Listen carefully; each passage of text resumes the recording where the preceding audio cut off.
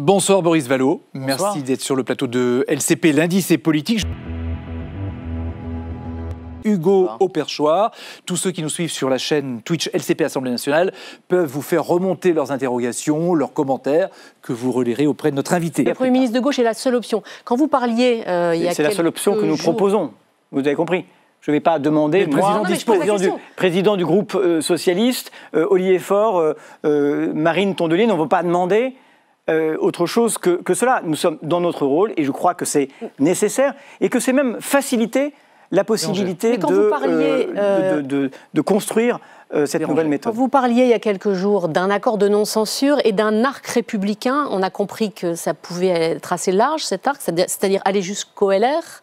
Les LR, vous savez, j'ai entendu ce qu'a dit M. Retailleau, il n'a pas l'air d'être très disposé à la discussion. Et puis par ailleurs, vous avez raison, c'était d'ailleurs une des critiques que nous formulions à l'endroit de M. Barnier, il est membre d'un parti qui n'a pas participé au Front républicain, mais dans la discussion, je pense qu'à minima, il doit y avoir tous ceux qui ont été clairs sur le Front républicain. Si les républicains... Il y en a au LR. Il y en a chez LR. Il y en a quelques-uns au LR qui en effet ont été clairs, mais ce n'est pas une position du parti. Hugo. Oui, Monsieur Vallaud, alors il y a une question simple, c'est quoi la gauche? Est-ce que vous pouvez définir ce que vous appelez de gauche? Il y a quelqu'un qui dit par exemple, définissez de gauche quand par exemple Manuel Valls était au PS.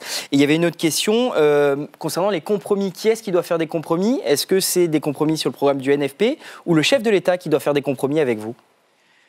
Il y a trois questions en une. Donc on va résumer parce que d'autres doivent poser des questions. On va les résumer. Écoutez, moi, de gauche, c'est quelqu'un qui ne sait pas, qui n'a pas été dans l'aventure délétère du macronisme ces 7 dernières années, qui défend une certaine idée de la justice, qui défend aussi l'idée qu'il faut abattre toutes les frontières qui sont autant d'obstacles à la fraternité, humaine. Pour la deuxième question, qui doit faire des compromis? Est-ce que c'est le NFP ou c'est le président de la République? Je l'ai dit, nous venons avec ce que nous avons défendu devant les électeurs dans le cadre de cette campagne électorale et du NFP. Et nous savons qu'il n'y a pas de majorité dans cet hémicycle et que notre point de départ ne sera, au terme d'une négociation, peut-être pas le point d'arrivée. Qui doit faire des compromis? Je sais aussi, mais tout le monde. C'est le principe d'une discussion. Vous savez, quand je dépose à l'Assemblée nationale, quel que soit le groupe, quand il dépose à l'Assemblée nationale une proposition de loi, il accepte l'augure du débat parlementaire, le droit d'amendement et le résultat final par le vote. Et bien d'une certaine manière, c'est cela. Mais vous avez raison. 50-50. Mais vous avez raison de dire, qu'il y a un effort particulier à accomplir de la part de ceux qui ont été sèchement battus dans ces élections, qui sont le camp d'Emmanuel Macron. Si je le dis, c'est que dans le débat parlementaire, sur le budget, comme sur le budget de la sécurité sociale, nous avons vu d'abord, pour être franc, quasiment personne. La première fois que j'ai vu ce socle commun au complet, c'était au moment de la motion de censure. D'ailleurs, ils ont plus applaudi le départ de M. Barnier que son arrivée. Mais quand ils étaient là, ils n'avaient qu'une défense, c'était le bilan, tout le bilan, rien que le bilan d'Emmanuel Macron. Et il faut admettre que si nous voulons un Premier ministre, c'est aussi que nous voulons une nouvelle politique. Hugo.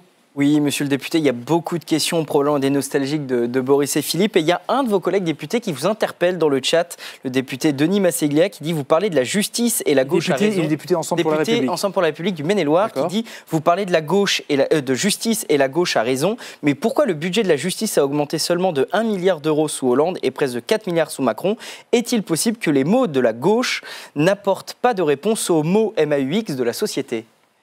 Écoutez, quand il pourra se prévaloir de ce que les socialistes ont accompli dans l'histoire, eh bien je serais heureux de pouvoir discuter la comparaison.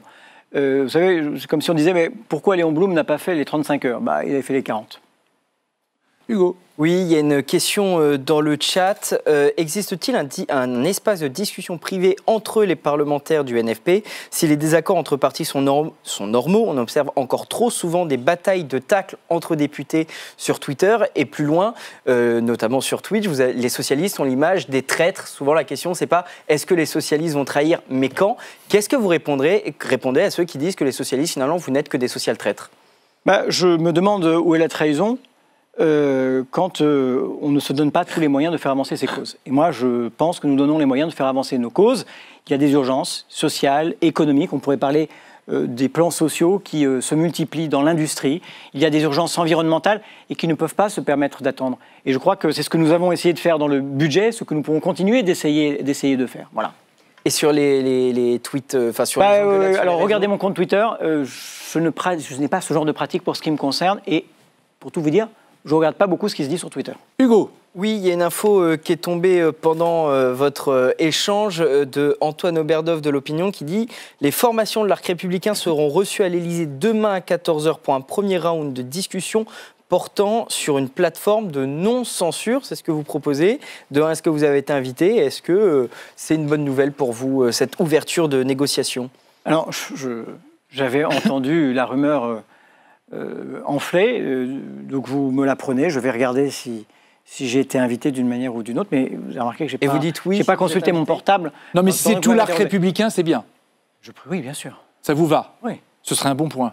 Mais que ce soit l'arc républicain, oui, parce que ça veut dire qu'il y en a qui ne Ce sont serait pas. non, mais ce serait une avancée. C'est une avancée. Clément, une question personnelle. Ah oui, Boris Vallaud. on sort de la politique. D'accord, mais ça me va. Justement, c'est très on termine toujours par des questions personnelles. Vous êtes passionné de cuisine depuis votre enfance. bien. Ouais. Vous m'en aviez parlé à l'occasion d'une autre émission sur LCP, il y a près de 4 ans, je crois. Et vous m'aviez dit que vous envisagiez un jour d'ouvrir un restaurant. Est-ce que c'est toujours le cas? Bien sûr. Sérieusement, vous êtes Ah non, mais prêt? sincèrement, oui. Vous envisagez Oui, un oui. jour de... Un jour, d'abandonner la politique? Oui. C'est peut-être la politique qui m'abandonnera. Mais oui, ça reste. Écoutez, vous savez, ce serait mon rêve d'enfance. Et donc, je n'ai pas l'intention de renoncer à mon rêve d'enfance. Il aura un nom, ce restaurant, vous l'avez déjà?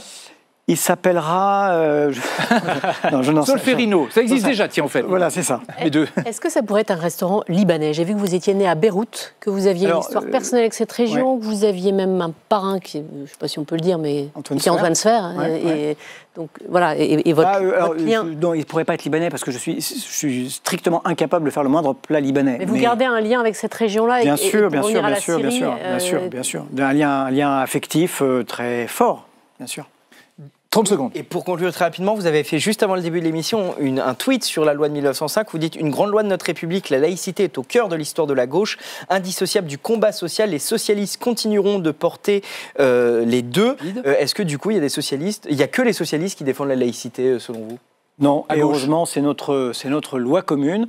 À gauche, Je parlais des lois, j'avais compris j'aime ces lois immortelles et qui font, au fond, la possibilité de vivre ensemble dans la diversité de nos croyances ou de nos absences de croyances. Eh bien, on va terminer cette émission sur ces propos. Merci à tous mes confrères et consoeurs, et vous aussi, Anne-Charlène Bézina, de m'avoir accompagné pendant l'Indice et politique. Merci Boris Vallaud d'avoir accepté notre invitation sur le plateau de LCP, qui revient à l'Indice et politique lundi prochain à la même heure. Bonne soirée sur la chaîne parlementaire.